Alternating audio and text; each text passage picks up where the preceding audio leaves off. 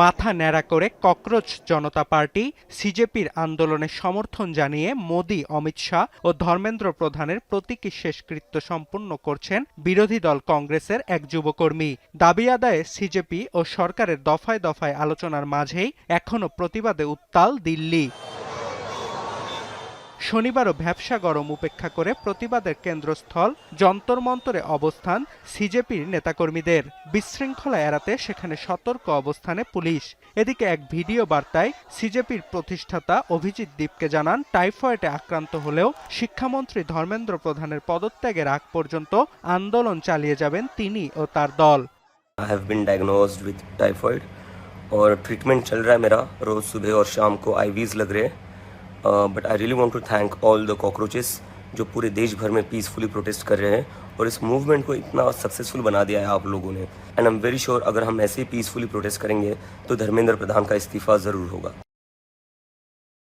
এছাড়াও আলাদা এক্স বার্তায় সিজেপির মুখপাত্র আশুতোষ রাঙ্কা জানান, সরকারের পক্ষ থেকে শিক্ষামন্ত্রী ধর্মেন্দ্র প্রধানের পদত্যাগের বিষয়ে স্পষ্ট কোনো বার্তা না আসলে আলোচনার কোনো মানে নেই। এছাড়াও প্রধান দাবি না মানলে আরও কঠোর আন্দোলনে নামার হুঁশিয়ারিও দিয়েছে সিজেপি।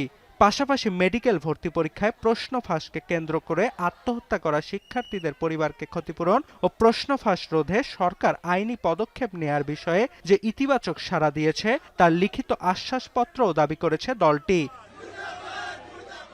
আজ তৃতীয় দফায় ফের সরকারের সঙ্গে আলোচনায় বসবে সিজেপির প্রতিনিধি দল। ইতোমধ্যে বৈঠকে বসার তথ্যটি নিশ্চিত করেছেন মোদী সরকারের স্বাস্থ্যমন্ত্রী জেপি নাড্ডা।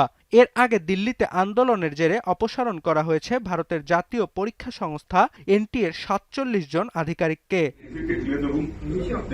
তবে সবকিছুর মাঝে নতুন করে বিতর্কের জন্ম দিয়েছে অধিকার কর্মী সোনাম ওয়াংচুকের অনশন ভাঙার ইস্যুটি। কেন অনশন ভাঙলেন এই অধিকার কর্মী, তার জবাব দিতে শুক্রবার ইনস্টাগ্রামে একটি ভিডিও শেয়ার করেন ওয়াংচুক। দাবি করেন শারীরিক শক্তি যা ছিল তা নিয়ে শেষ পর্যন্ত অনশন চালিয়েছেন। এছাড়াও অনশন ভাঙতে গোপন রাজনৈতিক দর কষাকষির অভিযোগ উড়িয়ে দেন তিনি। পাশাপাশি ২৬ দিন অনশনের পর এখন তাকে আন্দোলনকারীদের বিষয়ে আন্তরিকতার প্রমাণের দরকার আছে কিনা সে বিষয়ে সমালোচকদের পাল্টা প্রশ্ন ছুড়ে দেন ওয়াংচুক। ৭২ ঘন্টা ময়েশ্চার লক সমৃদ্ধ লিলি হুইপড শিয়া মিস্টিক গ্লোয়িং বডি ওয়াশ। শিয়া বাটারের গুডনেস স্কিন রিপেয়ার করে রাখে সফট ও গ্লোয়িং, ছড়িয়ে দেয় লং লাস্টিং ফ্রেগন্যান্স। 26 दिन भूखा रहने के बाद, जिसमें कि मेरे 11 किलो शरीर खत्म हो चुका है, मसल्स चले गए हैं, ऑर्गन और दिमाग पर इरिवर्सिबल डैमेज लगभग होने के कागार पर पहुंचा है। क्या डील हुआ, क्या सौदा हुआ, ये सब मुझे जवाब देना होगा। ইতোমধ্যে ককরোচ জনতা পার্টির আন্দোলন ছড়িয়ে পড়েছে পশ্চিমবঙ্গ, মহারাষ্ট্র, জম্মু কাশ্মীর সহ ভারতের বেশ কয়েকটি রাজ্যে। এছাড়াও বিহারে একটি বাম সংগঠনের ডাকে পালিত হচ্ছে হরতাল। শনিবার সকালে প্রদেশটির বিভিন্ন স্থানে টায়ার জ্বালিয়ে বিক্ষোভ করেন নেতাকর্মীরা। অর্ণব প্রসাদ, এখন বিশ্ব।